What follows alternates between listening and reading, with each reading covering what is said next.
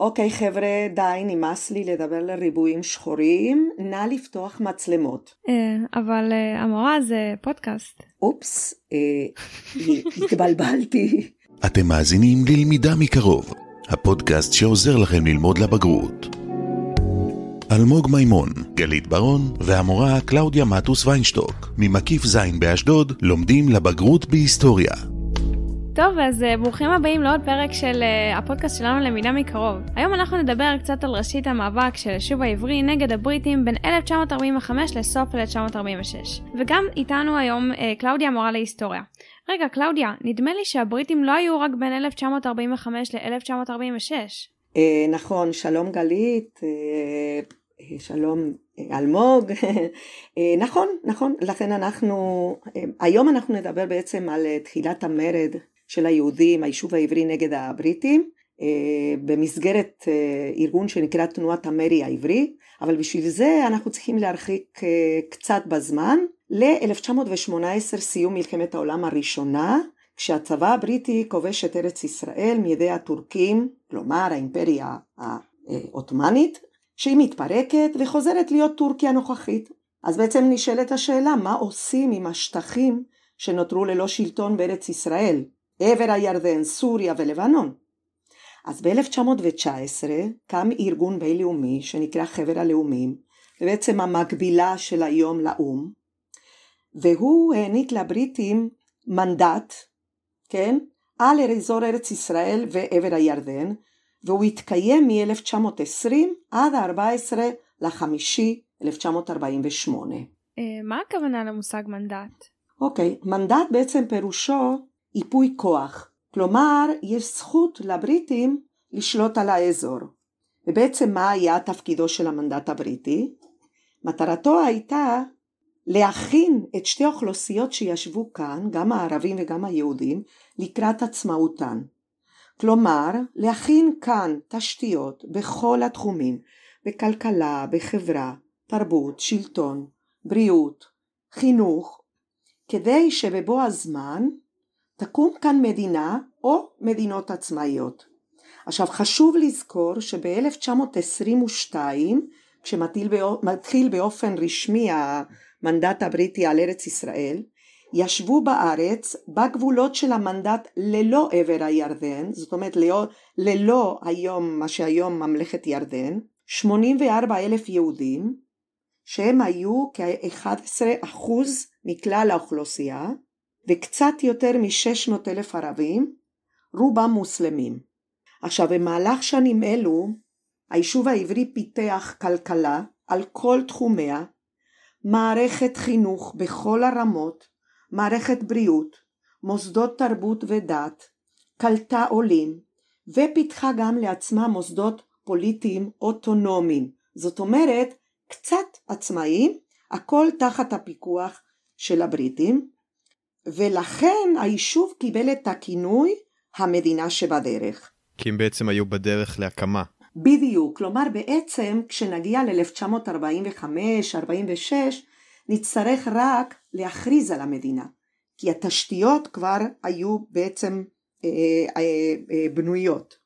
עכשיו, אפילו היו מ-1920 ליישוב כוחות הגנה עצמית, שהבריטים אפשרו ליהודים להקים, שזה בעצם ארגון ההגנה, שהוקם על ידי היישוב באישור הבריטי, כמו שאמרתי קודם, ב-1920, וזאת בעצם הייתה תשובה לאירועי דמים שהתחוללו באותה תקופה בארץ, כשהערבים יצאו בעצם להילחם נגד הבריטים ונגד היהודים.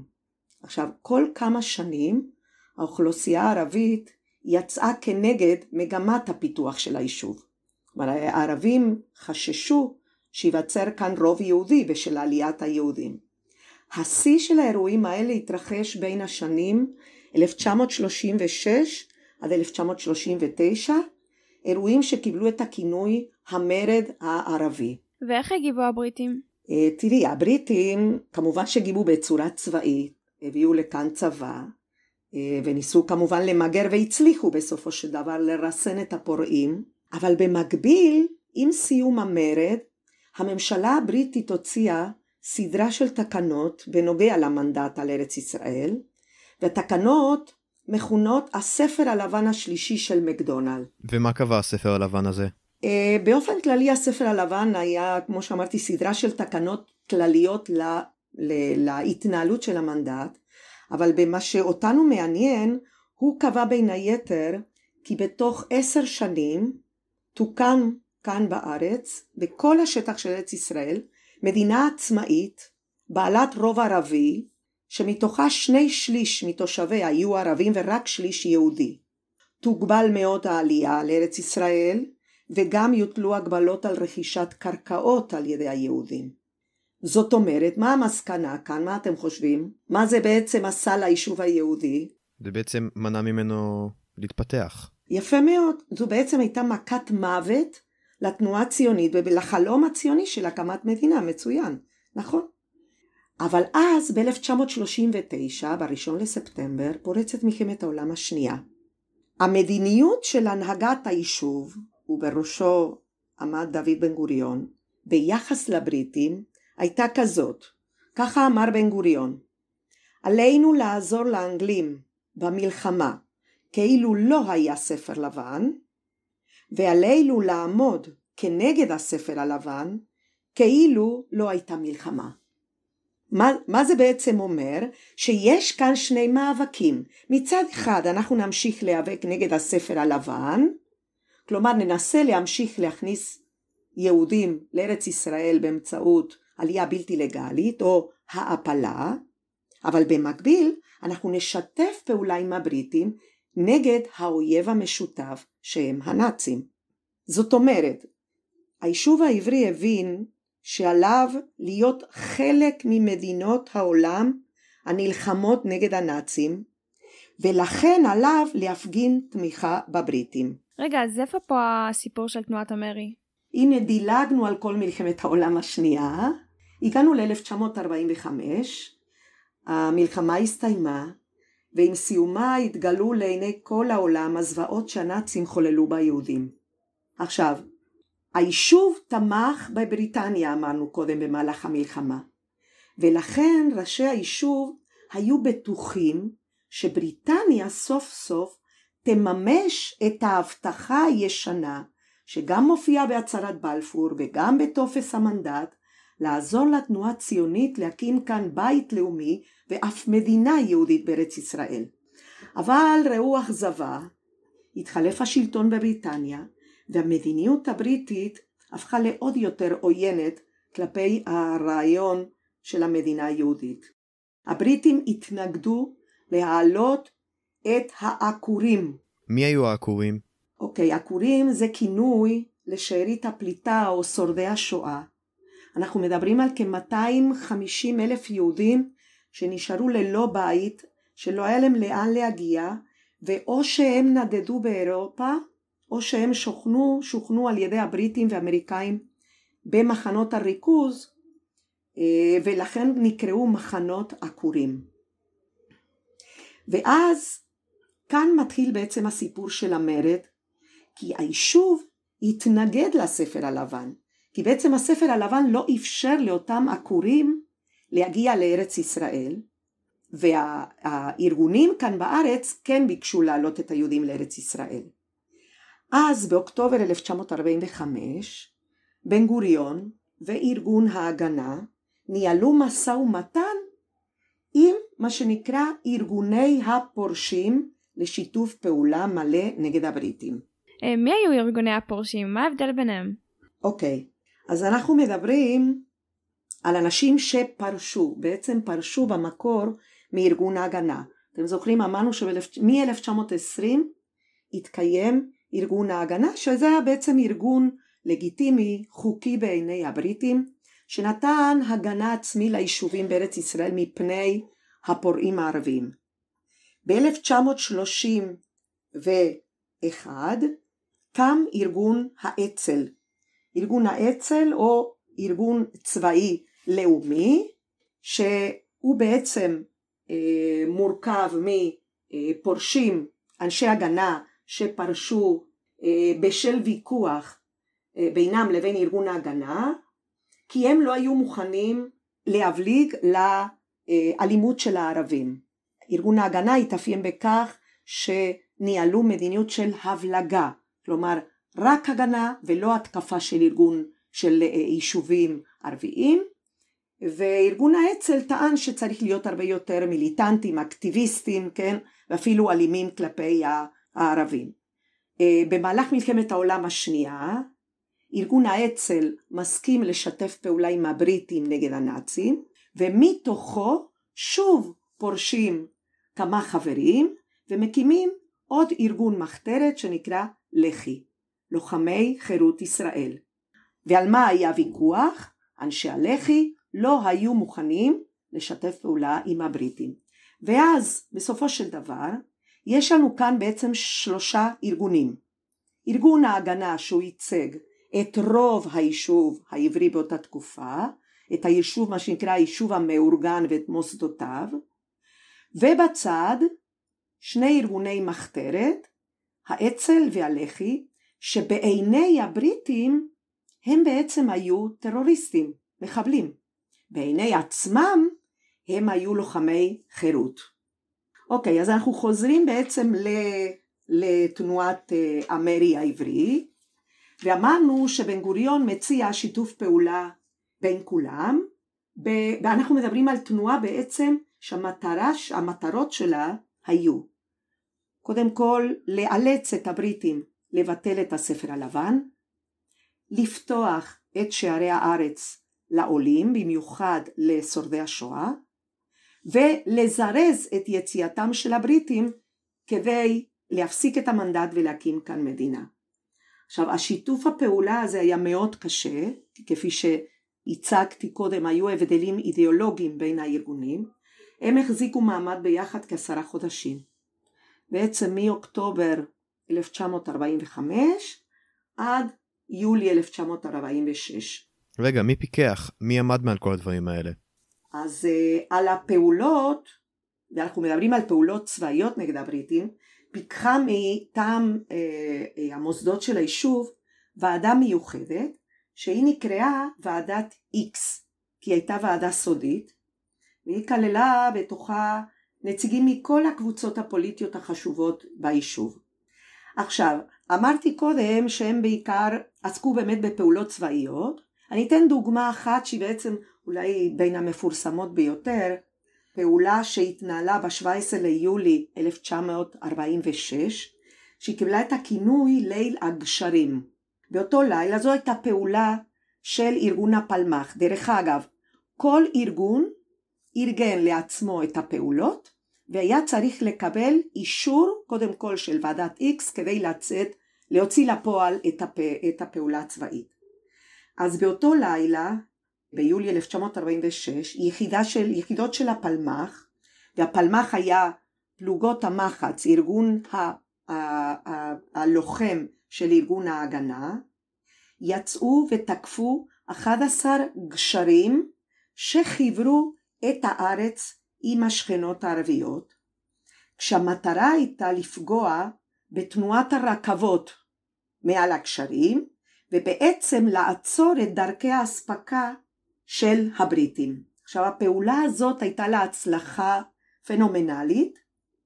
לצד זה הייתה איזה פשלה, כן, באחד הגשרים, בגשר אכזיב, הפעולה השתבשה, ו14 לוחמים של הפלמ"ח נהרגו. עכשיו, אם זו רק דוגמה אחת, היו עוד הרבה פעולות, כמו התקפות לעמדות משטרה ועמדות צבאיות של הבריטים, נקודות של מסילות ברזל בכל הארץ וכו' וכו'. אם בעצם כל התנועות לא הסתדרו ביניהם, מדוע עדיין קמה התנועה? אז בעצם תנועת המרי העברי קמה קודם כל מתוך האכזבה של היישוב מול המדיניות של בריטניה. היהודים כאן היו בעצם בטוחים שאחרי השואה ואחרי השיתוף פעולה של היישוב העברי עם בריטניה מול הנאצים, סוף סוף אנחנו נקבל מתנה, כן? יפתחו את שערי הארץ ואנחנו נוכל לקבל לכאן את כל העולים. אבל אז הם בעצם מבינים שזה לא הולך לקרות. בדיוק. כלומר, הם התאכזבו, אז הם מבינים שהם צריכים בעצם לפעול בכוח. הנקודה השנייה, היא הנקודה בעצם, ההבנה, ההכרה, שאם הם ביחד הם יצליחו יותר טוב. אם כל אחד מהארגונים האלה ימשיך לפעול לבד, אז אין הרבה סיכויים להצלחה. כלומר, כולם למען מטרה אחת. בדיוק, יש כאן יתרון באחדות. אבל יש כאן עוד נקודה. מכיוון שהאצ"ל והלח"י הם היו בעצם ארגוני מורדים, טרוריסטים, כן, ארגוני מחתרת, הנהגת היישוב מאוד רצתה להכפיף את אותם הפורשים, את האצ"ל והלח"י, תחת המרות שלהם. זאת אומרת, לשלוט על ארגוני הטרור. כן? אז הם יהיו ביחד, כן? אז שתי הקבוצות האלה לא יצטרכו, לא יתחילו להתפרע. אוקיי? רגע, אבל אמרת שהחזיקה מעמד רק 10 חודשים. למה התפרקה? אז יש לנו כאן בעצם שני אירועים מרכזיים שהביאו בסופו של דבר להתפרקות של התנועה. אירוע אחד, השבת השחורה, והאירוע השני, הפיצוץ של מלון המלך דוד בירושלים. השבת השחורה זה הכינוי שניתן למבצע של הבריטים שנקרא מבצע ברודסייד, שזה המבצע בעצם של תגובת הבריטים לפעולות הצבאיות של תנועת המרי. כמובן שהבריטים לא נשארו, כן, בשקט, והם יצאו למבצע. במבצע הזה, שיצא לפועל ב-29 ליוני 1946, וזאת הייתה שבת, ולכן זה קיבל את הכינוי השבת השחורה. עכשיו במבצע הזה השתתפו 17,000 חיילים בריטים, שהם פשטו על עשרות קיבוצים, הטילו עוצר על הערים הגדולות, פשטו גם על מבנים ועל מוסדות של התנועה הציונית, של היישוב היהודי בארץ ישראל. הם ניתקו את קווי הטלפון, ותוך שעה כ3,000 יהודים נאסרו, וביניהם גם חלק מההנהגה של היישוב. הבריטים חיפשו ומצאו נשק שהוחרם, והחיפוש המפורסם ביותר היה זה שהתנהל בקיבוץ יגור.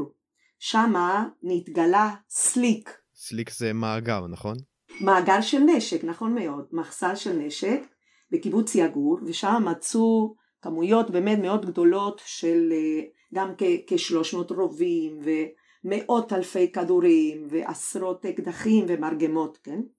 עכשיו הפעולה הזאת הייתה מכה מאוד קשה על היישוב, כן? לא היה דבר כזה שהבריטים התנקמו ככה ביישוב העברי, ועלה חשש שהבריטים ימשיכו להתנהל באותה מדיניות, ויביאו בסופו של דבר להרס של כל מה שנבנה לאורך עשרות שנים ביישוב העברי. ולכן חיים ויצמן, שבאותה תקופה היה נשיא הסתדרות הציונית, הוא דרש להפסיק את פעולות הטרור נגד הבריטים. אז זאת נקודה אחת שהביא לחשיבה בקרב ראשי התנועה הציונית והיישוב היהודי. בואו נעבור לפעולה השנייה. וכאן אנחנו מדברים על פעולה של ארגון האצ"ל. כתגובה לשבת השחורה, אנשי האצ"ל מבצעים פעולת נקמה, חבלה באחד האגפים של המלון המלך דוד שבירושלים, שמה שכנו נציגים של הצבא הבריטי. מכניסים, יש את הסיפור המפורסם, שאנשי האצ"ל מכניסים כדי חלב מלאים בחומר נפץ, והפיצוץ נשמע בכל ירושלים, והוא גרם לעשרות הרוגים שהיו גם יהודים, גם בריטים וגם ערבים. הפעולה הזאת בוצעה דרך אגב ללא אישור של ועדת איקס. Okay? אמרנו קודם שוועדת איקס הייתה אמורה לאשר כל פעולה צבאית, וזאת פעולה שזכתה לגינוי בארץ ובעולם. אז בסופו של דבר התוצאה הייתה שהמנהיגים של היישוב באמת החליטו לשנות את העמדה שלהם ולהפסיק את הפעולות הצבאיות. ובמקביל ארגון ההגנה התחיל לתת יותר דגש לסוג אחר של מדיניות, לפעולות של עלייה בלתי לגלית, להתיישבות וגם לפעולות דיפלומטיות. רגע, מה זאת אומרת? מה הכוונה פעילויות דיפלומטיות? זאת אומרת שנציגים של היישוב העברי הסתובבו בכל העולם וניסו להפעיל לחץ על מנהיגים של מדינות אחרות שיקבלו את המדיניות בעד התנועה הציונית ובעד הקמתה של מדינה יהודית בארץ ישראל. ואז אנחנו באמת פה מגיעים לסוף הסיפור שלנו. אנשי האצ"ל והלח"י לעומת ארגון ההגנה המשיכו עם הפעולות הצבאיות נגד הבריטים, ובעצם פירוק התנועה, מה שגרם לפירוק התנועה הייתה התפיסה הזאת שאי אפשר, לא הייתה אפשרות בעצם לגשר במחלוקת שבין ארגון ההגנה לבין הפורשים. ובעצם מכאן והלאה, וזה יהיה אולי נושא לפרק אחר, להתחיל מאבק נגד הבריטים, אבל בשני מסלולים שונים. מצד אחד ארגון ההגנה, ומצד שני ארגון הפורשים. טוב, תודה רבה. זה היה מאוד מעניין, האמת. כן, אנחנו ממש שמחנו להקשיב לך, קלאודיה. תודה שהיית איתנו. תודה לכם, היה לי כיף. טוב, אז הנה הגענו לסיומו של עוד פרק של למידה מקרוב. תודה רבה לאלמוג על העריכה. תודה רבה לגלית על ההגשה. ותודה רבה לעדי מנשר ולמקסים קונדרטיב. בואי תקשיב, הקטע עם הספר הלבן, מקדונלד, מה זה בעלי המבורגר? בוא לאכול. יאללה, בואי. תודה שהאזנתם. אנו ממליצים לכם להאזין גם לשאר הפרקים שלנו, ולעקוב אחר עדכונים. בהצלחה.